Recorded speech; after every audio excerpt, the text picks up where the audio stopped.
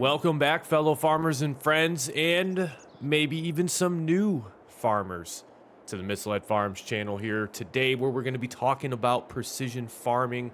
I casted the vote on the channel. Y'all have spoken and made it very clear that you would like to see a series on precision farming. So without further ado, we're going to jump right into it. If you're enjoying the content here on Misled Farms, hit the like button, smash that subscribe button, ring the notification bell so you don't miss any future content here on the channel. Thank you to everyone who has been supporting the channel. We have officially hit 250 subscribers on the channel as of the time of me recording this episode. Thank you all so much for all your support. Thank you for all the feedback in the comments section. I appreciate every single one of you. I hope you continue to enjoy the content.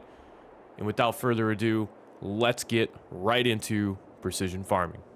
So for this series here, talking about precision farming, we're going to start from the ground and work our way up. We're going to talk about everything that you're going to need to include all of the equipment that you will utilize throughout the entirety of precision farming. That includes fertilizer, lime, weeders, herbicide sprayers. You're going to need your nitrogen sensors. You're also going to need your soil sample system. So I'm going to take you guys through every single piece of equipment that you will need in order to set yourself up for precision farming. From there, I'm going to take you through the sequence of events on what we need to do in order to get our fields properly managed utilizing precision farming. That is going to include plowing your field. Cultivating your field is going to be kind of something that's up to you. You don't necessarily have to cultivate your fields if you don't necessarily want to. Typically, after I plow my fields, once I know what crop I'm going to plant in that field, that's the point in which I will go and I'll start putting the lime down, I'll start putting some fertilizer down, and then I will get that field seeded as one of the last steps. And then realistically from there, the only things that we really have to manage is our weed control in the field as the crop is actively growing. So what we're going to do is we're going to come down here into, I'm just on Elm Creek right now, just on the base game map with precision farming enabled. All we're going to do is come down here and take a look at all of the pieces of equipment that I have laid out here to help get you started with precision farming. So probably one of the most important pieces for any farm is going to be the equipment. Here for this video, I have just picked up the New Holland T8 and I have a little Kubota M8201 just to have some variety here on the farm, plus kind of digging the blue-orange color combo here. It's actually not too bad. Then we have our Lizard 6-meter plow. I only went with the 6-meter plow just because, well, I plowed the field behind us here and didn't really necessarily need a super large piece of equipment to get that accomplished. The next thing we have, one of the most important pieces of the precision farming, is going to be the Izaria Scout. This is your soil sampling system right here. In order to get yourself the sampling system, you'll need to go visit the store. I will take you guys there now to show you where you can find this piece of equipment, as well as the Izaria Pro Active. This is going to be your nitrogen sensors for your crops. When you're out there fertilizing your fields, this is what's going to tell you what the appropriate level of nitrogen application is for a wheat field compared to a sorghum field, for an example. So when we are on the tools menu here, which is represented by the little trailer icon over here on the left side of the screen, you're going to want to come all the way down to the bottom of the page and select miscellaneous. Once you are in the miscellaneous page, you are going to have some other items that are automatically there. And then you're going to see that I have some mods installed. And once you scroll across so far, this is the base Izaria Scout that you will be able to utilize with the Precision Farming DLC mod. Then we scroll over here to the Izaria Pro Active. Again, it's automatically a piece of the Precision Farming DLC. With the crop sensor, you can measure the real nitrogen uptake of the crop to apply more precise fertilizer rates. I'm going to get into the precise rate applications that they are referring to, not only with fertilizer, but also with lime. Soil sampling, I'm going to show you guys how to take care of that and how to operate this soil sampling system. But in essence, we take our soil samples so that we know we have more detailed information about a field for future working steps. Again, this is where the process starts. After you have plowed that field, this needs to be the very first thing that you do is get yourself a soil sampler. There are some mods out here, the Izaria Color and Range Extension mod. They just do a slightly larger radius and they function a little bit faster in their process of taking a soil sampler. And then again here, same exact deal. But these are the two base pieces of equipment that you will get with the Precision Farming DLC. You're going to be able to get yourself started for right around about $41,000. But I'm telling you right now, as much of an investment as precision farming is to get started, you're going to make that money back in absolutely no time. No time whatsoever. So with that, let's jump into actually taking our soil samples on our field. I'll walk you guys through that process step by step. All right, so once you're hooked up to your soil sampling system, using an Xbox controller here on PC, I'm just going to hit left bumper, and then all I want to do is go ahead and unfold my soil sampling system. Now, these fields are relatively small. Our radius is pretty big for the fields that we're doing here. But all I'm going to do is once I have the soil sampling system unfolded, I want to lower down that soil sampler. And then basically for me, it's going to be left bumper and X. It's going to go ahead and take that soil sample. It's going to lower down to the ground. It's going to do its thing.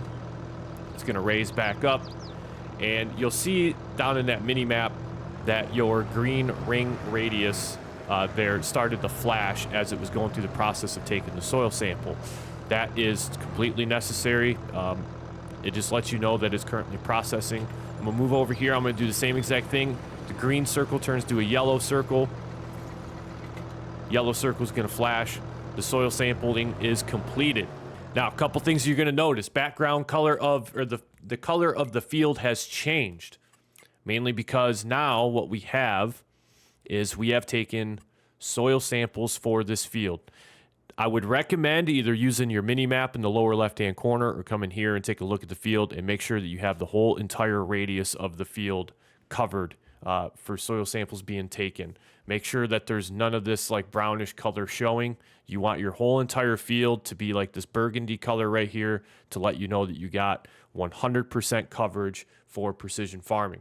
What we're going to figure out now is what type of soil do we possess in field 44, and the game gives us our different types of soil that we have listed here. So what we need to do now is just basically, again, using that left bumper on an Xbox controller.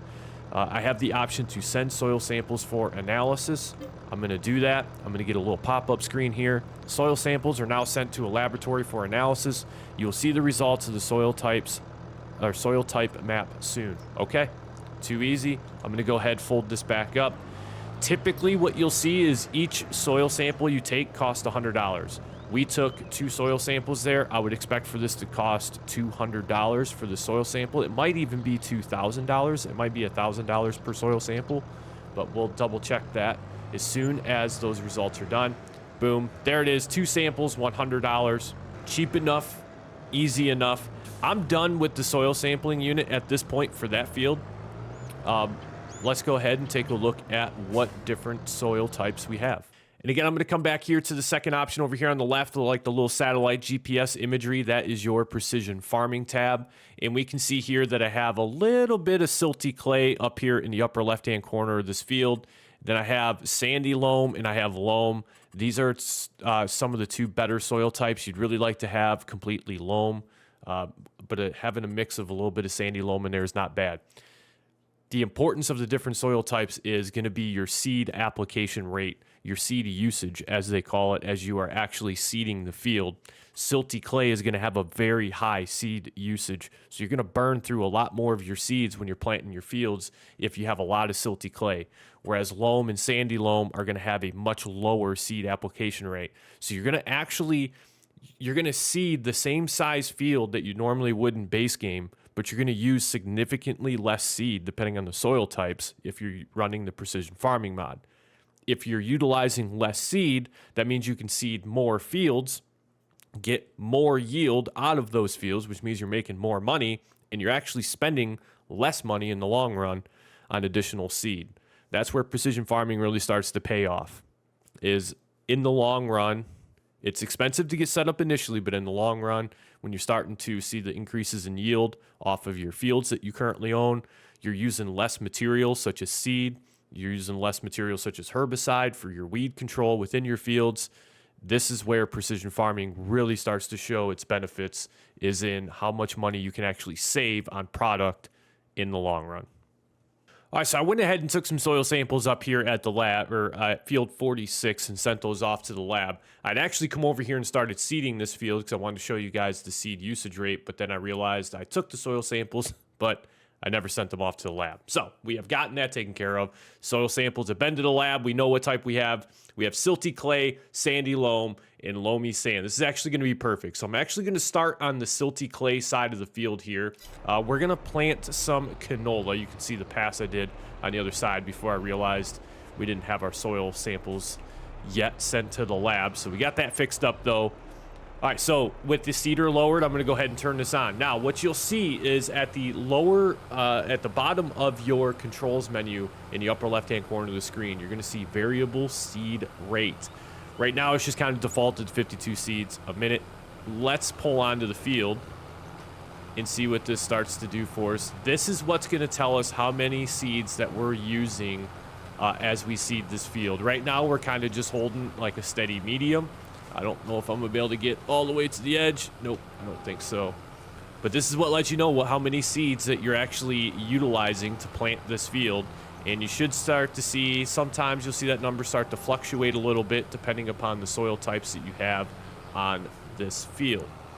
All right, so as mentioned before, the one thing that you're gonna need to do after you have completed your plowing of the field is drive onto the field with a spreader that has some lime in it. Now, what we need to do is take a look at what our different levels of lime are. Lime is purely based off the soil type. Again, the importance is get your fields plowed, get the soil sampler, take your soil samples, send them to the lab, because that's going to help you determine what level of lime application needs to be applied to that field based off the soil type that's present in that field. Then you can come into your precision farming tab here on the main menu of the game, and you can take a look at the pH levels for your respective fields. Right now, we're going to focus solely on field 44. Gives us all sorts of different color coding variations along the side over here. Currently, right now, our field is holding at probably, I'm going to say, anywhere from 6.25 to 6, maybe downwards of 5.75. Now, as we traverse across this field and we start to spread lime, we'll pay attention to our mini map down in the lower right-hand or lower left-hand corner, excuse me, to see the live updates take place as we spread lime for this field. Again, lime has nothing to do with the crop. It's solely just for the soil type. You can see as I pull onto the field, it does say increasing pH to optimal value for silty clay, which is 7.0. And you can see that right there below the multicolored line that has the checkered flag representing where we need our lime applications to be by the time we are done. Now, I will make the mini map just a little bit bigger. We'll drive onto the field. We're going to activate our lime spreader. And then you can kind of see down in the mini map, and again, I'll show you in the larger map as well, that color is changing across this field as we drive around and we spread our lime. We are getting the soil set to the correct pH levels based on what type of soil that it actually is. Lime will be one of those things that you will probably go through very quickly, but the other cool thing is, as you can see, the spreader is still on. You can hear it running, but yet we're not dispersing any lime. That is because of the application rate being enabled. Now, right there, it kind of spits some out just a little bit. But once I drive back onto the field and it recognizes that lime needs to be applied, it starts to disperse that lime yet again. So again, it really helps you from not utilizing excess lime where you don't necessarily need to use it. So in the long run, that's also saving you money. Whereas you don't have to worry about turning your spreader off, making your turnaround point, turn the spreader back on. Oh, I let it run too long and I wasted a couple extra 1,000 liters of lime. Yeah, the automatic application rate is a lifesaver in that regard. Back to the precision farming tab. Now you can see that this color has changed. It is representing that we are within all of the preferred ranges that we need to be in. If I was uncertain of what a range was, I could unclick it and just see. Looks like our field is everywhere from 6.5 all the way up to 7.0. We're done. That field is limed. It's ready to rock. It is ready to be seeded, minus fertilization. Let's talk about that next. All right, so when it comes time to fertilize your fields, there's a couple things we need to know when it involves precision farming. One, we need to know what type of crop that we are putting into this field, because that is what is going to base our fertilization application rate. Similar to the soil types with the lime, fertilizer is going to be based off the crop type that you're going to be planting in that field. So let's take a look overall at our nitrogen levels in our two fields that we have been doing precision farming in here on Elm Creek for this beginner guide series episode. You can see right now we're not faring too well. Nitrogen levels are a little low. We're probably hanging around in the 40, say the 20 area, and then maybe a little bit in the 60, 80. Nope. Oh yeah, the 0. So everywhere from 20 to 0. So we're looking, it's a little rough for us right now. So we need to reset these nitrogen levels for these fields based upon what crop that we are going to plant in that field. So this small field right here, I'm just going to, for the sake of precision farming, I'm going to say that I'm planting corn in this field. This is what I just want to have a little small corn field here. Nothing too crazy, nothing too out of control. So again, with the Xbox controller on PC, I can left bumper, and I have the option with the Y button to change nitrogen reference value.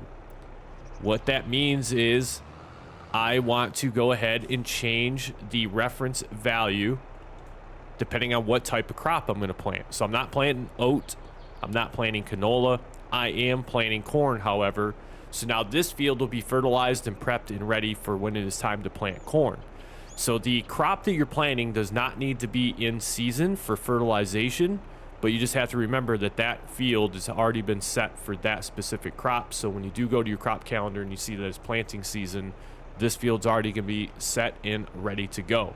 From there, it's nothing too crazy. Go ahead, turn the fertilizer spreader on, and then just start driving across your field. You can notice down in the lower left-hand corner of the screen in the mini map, the red is starting to turn to green. That is good. That is what we want to see. I want this field to be completely fertilized and ready for corn. I'll finish up my last little bit here. And I am done. Same thing with the fertilizer. It's an automatic application rate. So as soon as I'm driving around the field right now, base game, you would still be throwing fertilizer down, even though you've already fertilized the whole entire field. Precision farming, that is no longer a thing. I can sit here and drive around with this fertilizer spreader on. I'm never going to use any more than what I've already done to get this field fertilized. But let's go ahead and turn that off, and then we will pull the tractor off the field. We're going to hop out, take a look over here. So now we can see our nitrogen values are set to what is required by soil type for that crop type. So your application rates are going to vary depending on the soil type to get it up to what that crop requires as far as nitrogen levels. You can see 200 kilograms there, 180 there for sandy loam, and then we had another area, 165, 170 over here for loam. So it will change just a little bit. But remember, when you are fertilizing your field, to make sure that you are on the proper crop that you either have already planted in that field or that you know that you will be planting in that field. You want to make sure that you get that right. All right, so let's say you already have a field that has crop in it. It's already been planted. Maybe you're nearing the harvest season and you just started doing precision farming. And you're asking, well, what can I do to increase the expected yield of a field that originally was not being utilized for precision farming, but now I am utilizing precision farming? I decided to take my soil samples for this field that's already been planted. I want to try to do what I can to increase the yield as much as possible so I can make as much money as I can off of that field. Well, worry not. You can still do all of the same things that we've already talked about doing. If you take a look down the lower right-hand corner in the precision farming box, It does say our pH values are bad right now. That's as simple as running over this field with a lime spreader to get that bumped back up. And then also the same deal with the nitrogen spreader. That is the importance, again, too, of knowing what crops in the field, having a crop sensor here, or you can even have some crop sensors up on top of your tractors as well that just automatically pick that information up. To set that kind of stuff up, we've already talked about the Izaria Scout Proactive here on the front, but setting up the tractor to have built-in crop sensors, let me show you how to do that real quick. All right, I'm just going to use the John Deere 7R series for our example here. Let's just say we're coming in, we're buying this tractor. We know we want this one, but I also want to make sure that I get all of the right stuff on it. Once I'm scrolling down through here and I've gone through my engine setup, wheel brands, wheel setups, I'm going to hit a point where it says Izaria Pro Compact. Let me go ahead and rotate to the top side of this tractor. I know I want this because I want the system built right into my tractor. That way, when I drive onto a field, it automatically starts to pick up lime application and nitrogen application rates as well. So I'm just going to turn that to yes. You can see that we get the little box here up on top. The Izaria Pro Compact detects the real nitrogen demand of your crops. While driving with this sensor over your field, you'll get more precise information of the nitrogen that is required. With this information, the fertilization will be more accurate and results in a higher yield. Compared to the Izaria Pro Active, this sensor can be used at daytime only. Can't be used at night. It's going to be used during daytime. That's the only difference you're going to get between the front-mounted Izaria Pro Active and the ones that are built into the tractor. I normally always try to get the ones that are built into the tractor. That way I know that I always have them. I don't always have to just have this piece of equipment lying around because I might have something that I have to have connected to the front of the tractor and it won't allow for us to have this connected. It's just so much easier to have it built right into your equipment as you're buying it. With that, let's go ahead. So right now I want to run just a small little experiment here. We are going to fix up the pH value and the nitrogen levels for this field. I'm currently hooked up to our fertilizer spreader. I currently have everything that we need. So we'll go ahead, hop in the tractor. You can see 45 is not doing too well. It's all red in regards to nitrogen. So I'm just going to go ahead. I'm going to turn this on and just make a couple trips here around this field. We're going to start to try to correct our fertilization levels, our nitrogen levels for this wheat field here. What we start at 67%. I already forgot what our number was when we first got started.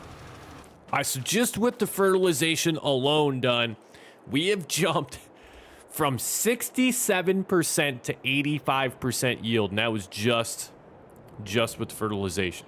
That's an 18% jump. An 18% jump, and all I did was fertilize that field. Now I want to spread some lime, and let's see if we go from 85. Let's see if we can make it any higher. Let's try to get as close as we can to that 89% expected yield. All right, so we're hooked up with the Kubota. We're going to drag the lime spreader around this field here real quickly. Get this all taken care of and knocked out, and let's just see if we can jump up a little bit higher from that 85%. Maybe we can get as close to being maxed out for yield as possible. Now, this is not the correct sequence of events to do fertilization and lime. I will say that.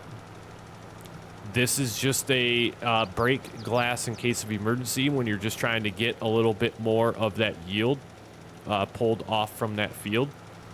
So now with everything fully limed up and ready to go, let's jump out and see what we're dealing with now. 89%. 89% just by leveling out the pH values and nitrogen values. The expected yield previously was 67%. We have increased that by 22% just by simply increasing the pH values to where they need to be based off the soil types that are present, and we fertilized the field. One other thing to note, you can see yield potential, 89%. We've maxed it out. We've maxed out this field as far as yield is concerned. Now, next time around, depending on the crop type that we plant, or maybe we make this field a little bit larger, hopefully we would like to see that yield potential going up. Even at times, you're going to see it above 100% for your yield potential. It means we are exceeding what that field really should be giving us, but because we're using precision farming, it is allowing us to exceed that 100% threshold that that field normally would provide. So again, you can see here we balanced out those nitrogen levels. Yeah, we sprayed a little bit over there into the other side. And then speaking of all this lime and nitrogen levels that you can manage in order to better produce your yield, what we will find is our yield charts right here. Now, we don't have any data for any of our 3 fields because you're not going to get any data for this information until you've actually harvested a field. Once you harvest a field, it will have a color coding system as you drive across the field to let you know areas where maybe you were pulling like 105% yield off the field as compared to maybe some other areas you were pulling 75%. Same process that you would always do in base game. Just get your combine harvester, make sure you have a grain trailer, drive across the field, harvest that field, tip it into your grain trailer. And really the cool thing about precision farming is when you've harvested field 45 without using precision farming, and you've done the whole thing right of you got your 2 stages, and now precision farming takes it out of here. But typically you have 2 stages of fertilization. You still have to lime the field. You have to roll the field. You have to do all these things that help boost the expected yield off of that field. And let's just say for the longest time, you've always just pulled like 80% yield off of this field. But then the next time around when you planted wheat in this field, now you had precision farming active because you've watched this video and you now understand how to do precision farming. Is let's just say last harvest season, we pulled 12,000 liters of wheat off of this field with and that was our expected 80% yield. Now we're doing precision farming. We're upwards of almost 90% for our expected yield. We could expect to see anywhere from like maybe 14 to 15,000 liters being pulled off the same field. And all we've done is precision farming. We haven't made the field any bigger. We haven't combined it with field 46 or anything like that. But we've increased our yield by 3,000 liters of the crop, which is going to make us more money. And that's where I say precision farming in the long run really does pay off. Well, all right, we fast forwarded a little bit of time. We ended up in the month of January here, and exactly what I wanted to see happen has happened. I wanted to see weeds because I want to show you guys how the see and spray system works with the herbicide sprayer. And then we also need to refertilize this field. You can see right now our yield potential is 100%. Our expected yield is 67%. We've got active weed growth taking place in this canola field. We need fertilization. So let's go ahead and take care of both of those things right now. All I'm going to do real quick is I'm going to jump into my Kubota. Nope. Actually, I'm going to jump into the New Holland because that's what has the fertilizer sprayer attached to it. And just to double check before we even get started, I just want to make sure 67% is our expected yield currently, and we're about to apply fertilizer, and we are going to spray weeds. And let's just see what we get ourselves up to by the time we're done with all of that. All right, so just by resetting the nitrogen values, we jumped all the way up to 80% once again. Just by applying fertilizer. There's 90% over here. Because the soil type has changed, 91%, you're going to get a little bit of a trickle there in that number. But as we move about this field, I mean, night and day difference from where we just were. Night and day difference. And all I did was throw down a little bit of fertilizer. Now we need to take care of these weeds, and let's see if that is also going to help us bring our yield up. So what we have here is the Kubota sprayer here in the back. This is equipped with See and Spray. It's not going to constantly spray herbicide all over our entire field. It is actively going to only spray the weeds that are currently in their growth stage. So I'm going to jump into the tractor here, and I'll try to keep this as zoomed in as possible so you guys can see exactly what is taking place here. You'll notice it is just hitting the active weeds that we have. I did not mean to change my vehicles there, but the sprayer just hits the active weeds with the proper mist that it needs to just take care of those weeds alone, rather than spraying the entire field with herbicide we're really controlling how much is actively being applied to the field at any point in time. And with that, we have hit the end of the field. You can see all of the weeds, for the most part, have been taken care of. They are now eliminated. And we look at our yield. Once again, we've kind of popped up here a little bit in some other areas, just by a percentage or two. But again, that is also going to translate over to the yield that we pull off of the field. We don't want to be harvesting weeds into this canola once the harvest season does arrive. But again, the see and spray is, we got a couple that we missed over here just because the sprayer width is not wide enough to cover the whole field in one pass. But easy enough, right? Just drive alongside here, take care of these few remaining weeds that we have. Again, it's going to save you money on herbicide in the long run. And it's also going to keep you from spraying your whole entire field with herbicide and burning through how much ever that you've bought and just using it at a ridiculous rate. Definitely would recommend the see and spray system when it comes to precision farming. Definitely going to save you some money, save you some energy in the long run. Those couple of sprayers can be found in the store page underneath sprayers. If you go to the end here, the Kubota XTS446, I think maybe the XMS 218 also has see and spot or weed spot spraying. It sure does. And it'll even let you know with this configuration, each nozzle of the sprayer will only turn on while there are actual weeds below the nozzle. With that, you may use 90% less herbicide, reducing cost and protecting the environment. When you do harvest a field and you take the crop out to be sold to a production point, or maybe you've had flour created at your grain mill, you've taken that flour over to the bakery, you've had bread made, and you take that bread to the store and you sell it off and you make a bunch of money, you are going to see an environmental score boost to the amount of money that you make off selling goods. The higher your environmental score, the higher the boost that you will receive. And you can always check your environmental score right here. We, in just the few moments that we have been working on precision farming here on fields 44, 45, and 46, we were at a 50 environmental score. We've bumped up to a 73. And then with that, you can see there just below tillage, your environmental score increases your sell prices by 7%. 7%. Once again, just another benefit of doing the environmental score. Well, the environmental score is a part of precision farming, I guess is what I really should say. It's been a long day so far. But nonetheless, that is precision farming. I hope that gets answer some of your questions and get you guys moving in the right direction. If you're looking to get into precision farming for the first time, I would just say this: do not be intimidated by it. It's not that hard to get involved with and to get comfortable with doing. And from what appears to be a little bit of a colder day here in Elm Creek, ladies and gentlemen, fellow farmers and friends, new farmers that might be out there picking up some tips and tricks on getting started with precision farming, I hope you guys have all enjoyed the video. Remember to like, comment, subscribe to the channel. The support lately has been through the roof. Cannot thank you all enough for everything.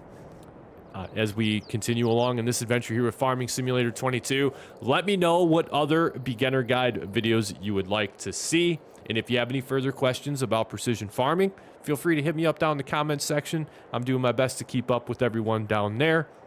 And without further ado, we'll catch you in the next one.